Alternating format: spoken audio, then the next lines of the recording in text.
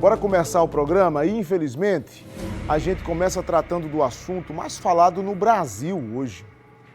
Eu já li sites de circulação nacional, grandes perfis de Instagram, dos grandes veículos de circulação nacional, e o Brasil só fala dessa tragédia, inclusive com repercussão internacional. O mundo noticiando a morte do Vaqueirinho. Ele foi enterrado na tarde de hoje em um cemitério público no bairro do Cristo. Vaqueirinho era o apelido dele. O nome desse jovem de 19 anos era Gerson de Melo. O Gerson, como você sabe, invadiu a jaula de uma leoa no Parque Zoobotânico Arruda da Câmara, a nossa conhecida bica. Infelizmente,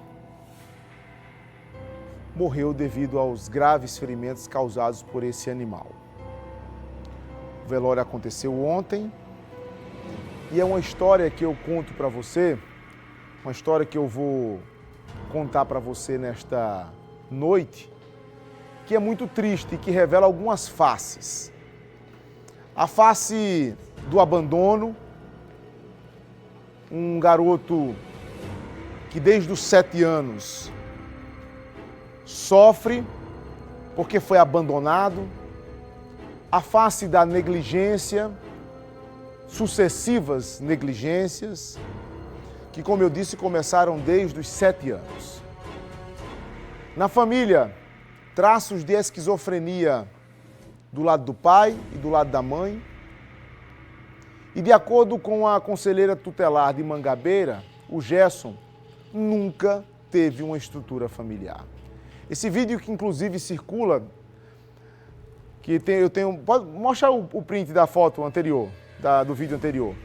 Ele novinho, não, o que ele está sentado no chão, bem novinho, ainda criança. Esse daí, ó. Pronto. Isso é um vídeo, inclusive, que ele está sofrendo violência. Uma criança. O pai não quis assumir o filho. E tanto a mãe quanto a avó, ambas com esquizofrenia. Mãe e vó com esquizofrenia. Já não tinham condições de criar o garoto. Sem referência familiar, ele perdeu o vínculo afetivo, ou seja, não tinha amor, não tinha carinho. Muito cedo foi abandonado. Junto com 4 irmãos, foram levados para uma casa de acolhimento, lá em Pedras de Fogo. Vem um detalhe que deixa a história ainda mais pesada. Todos os irmãos foram adotados, exceto ele. Todos os irmãos. Imagina o sentimento de rejeição que esse garoto tinha. Aos 9 anos, fugiu em busca da mãe e veio parar nas ruas de João Pessoa. Desde então, entradas por instituições, hospital psiquiátrico, o Juliano Moreira, onde ele mesmo chegou a dizer que era o lugar que ele era mais acolhido. Ele apresentava sinais de deficiência intelectual desde muito cedo, mas só conseguiu um laudo definitivo depois de ingressar no sistema prisional. Mesmo com encaminhamentos, nunca recebeu todos os cuidados e tratamentos necessários. Daqui a pouco eu vou falar sobre isso. Gerson tinha paixão por animais. Gostava de passear com cavalos e isso lhe rendeu o apelido de Vaqueirinho. E também falava de um sonho na cabecinha dele, de conhecer a África e brincar com leões. Inclusive, esse detalhe, ele tentou certa vez embarcar em um avião através do trem de pouso, dizendo que queria chegar à África para domar leões. Hoje o enterro desse garoto encerra a trajetória marcada por abandono e pela falta de políticas eficazes. Isso quem está dizendo não sou apenas eu não. A Justiça, que ainda nesta edição eu vou trazer os detalhes judiciais desse caso. Vou chamar ao vivo agora o Luiz Carlos Cunha. porque ele acompanhou todo o velório e o enterro desse garoto. Carlos, boa noite.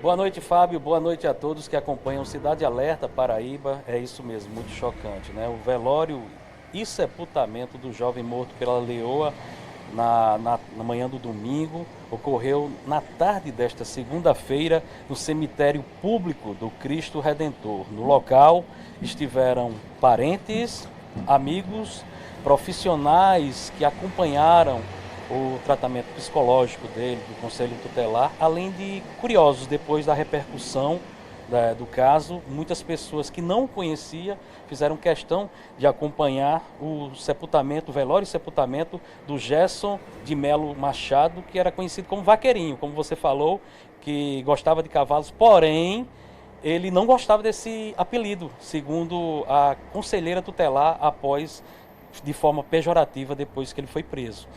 Nós falamos com uma prima do jovem que disse que ele tinha sonhos. E esse sonho acaba confirmando que não foi suicídio. Vamos assistir. Ele passou a semana toda pedindo para juntar dinheiro, pedindo dinheiro emprestado, que queria muito ir para a África. E desde pequeno ele conta a todo mundo que queria domar leões. Ele sempre deu sinais. Foram 16 passagens que ele teve.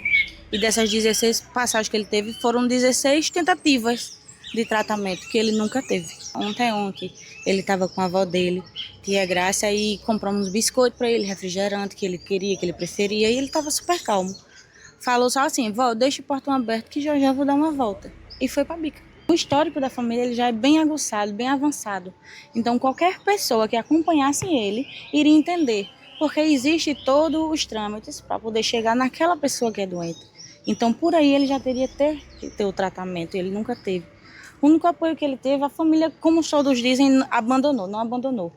Só que uma pessoa neurodivergente, já grande, 16 passagens, nunca teve tratamento. O apoio que teve foi o assistente social e o diretor do presídio, vale ressaltar. Foram as únicas duas pessoas nessa passagem dele que ele pôde conversar, abraçar e se sentir amado. Então a gente não podia fazer muita coisa. Quem poderia fazer era o poder público. Nós não podíamos. Como família a gente fez o que pôde. Mas segurar uma pessoa assim dentro de casa o tempo todo, todo mundo que tem uma pessoa neurodivergente dentro de casa sabe como é. É isso aí, Fábio. Como você havia falado, poucos familiares acompanharam o jovem, não tanto quanto os conselheiros tutelares que estiveram muito presentes na vida desse jovem e que podem falar com propriedade quem era o Gerson. Falaram conosco, vamos assistir. Eu quero crer que houve algum erro, algum engano, porque esse era um pedido que nós fazíamos há muito tempo, né? Eu não quero acreditar que isso aconteceu por algum motivo que não seja um erro. Um erro, um equívoco, um engano, porque esse pedido de internação de Gerson foi solicitado há algum tempo. Ele ainda era adolescente, ele ainda estava no serviço socioeducativo. Gerson, ele gostava muito da vida. Ele não era esse menino que as redes sociais querem passar. Eu estou muito chocada, inclusive com o enterro numa cova rasa, bem rasa, como foi rasa a proteção a Gerson pela saúde mental, como foi rasa a proteção à família de Gerson. Existem sim mais meninos e meninas como Gerson com transtorno e deficiência intelectual, que são excluídos, né, da nossa sociedade, inclusive excluídos do atendimento de saúde mental. Nós estamos nessa luta enquanto conselheira tutelar, eu também enquanto psicóloga que sou, enquanto mãe de um rapaz que tem transtorno e deficiência intelectual também. Então estamos nessa luta pela saúde mental na nossa cidade. Muito bem, Fábio, como você havia falado, né? E como confirmou a conselheira, existem muitos Gersons por aí precisando de um tratamento adequado para que isso não venha a se repetir. Volto com você. Olha, veja só. Eu vou elencar aqui 3 pontos muito rápido, para ser bem didático, e dizer basicamente o que eu penso. A gente ainda tem um conteúdo sobre esse caso, mas deixa eu falar para não perder a minha linha de raciocínio. Eu vou falar do que eu julgo menos importante para o mais importante, em escala de importância, certo? Do caso do Gerson. Esse caso descortina alguns pontos, traz à tona alguns pontos.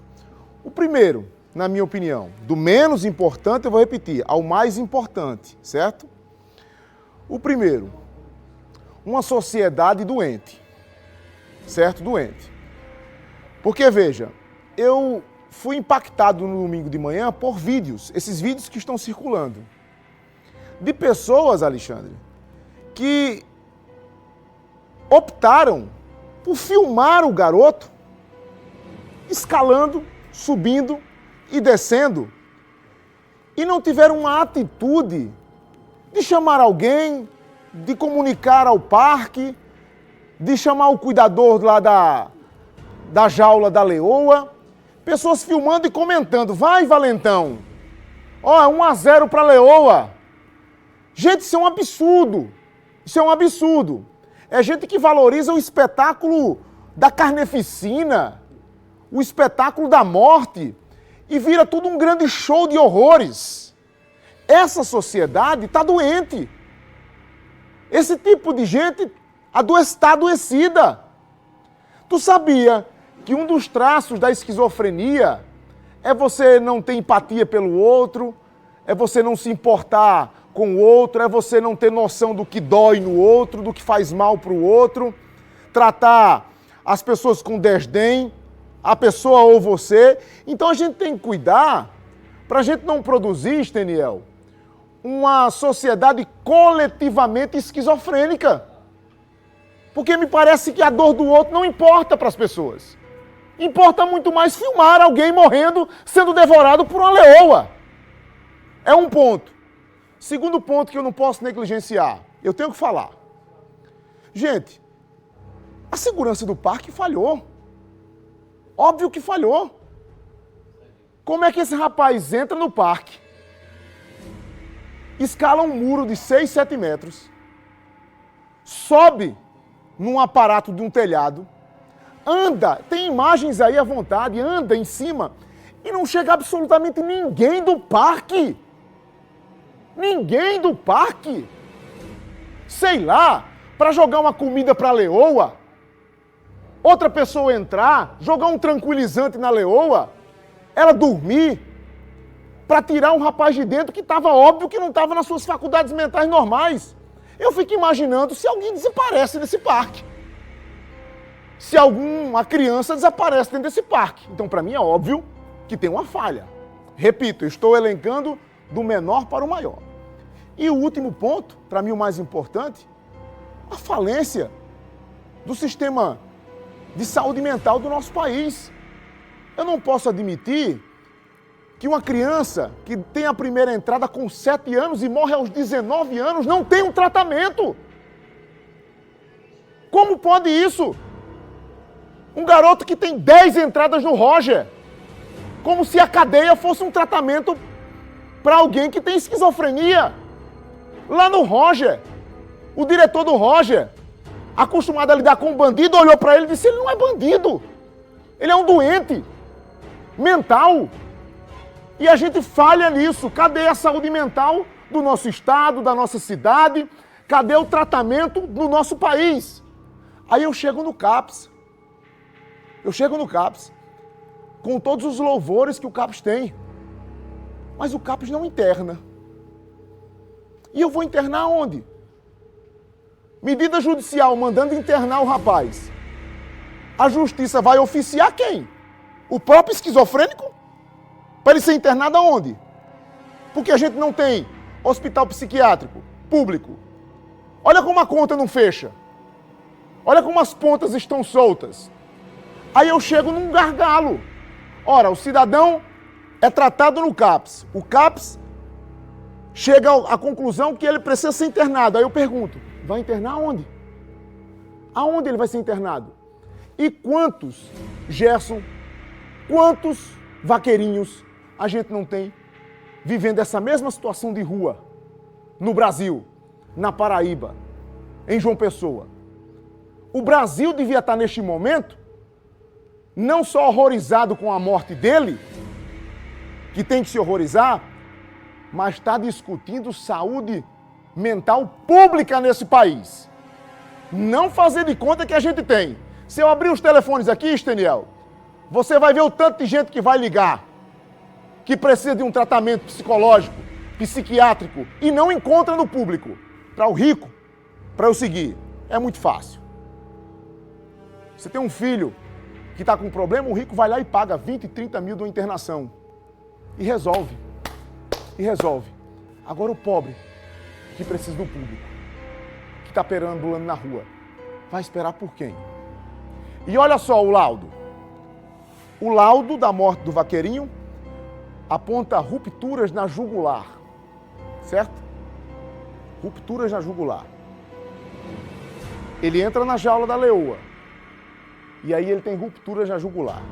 De acordo com a perícia, essas rupturas de vasos e lesões eram parecidas com as lesões de projéteis de bala.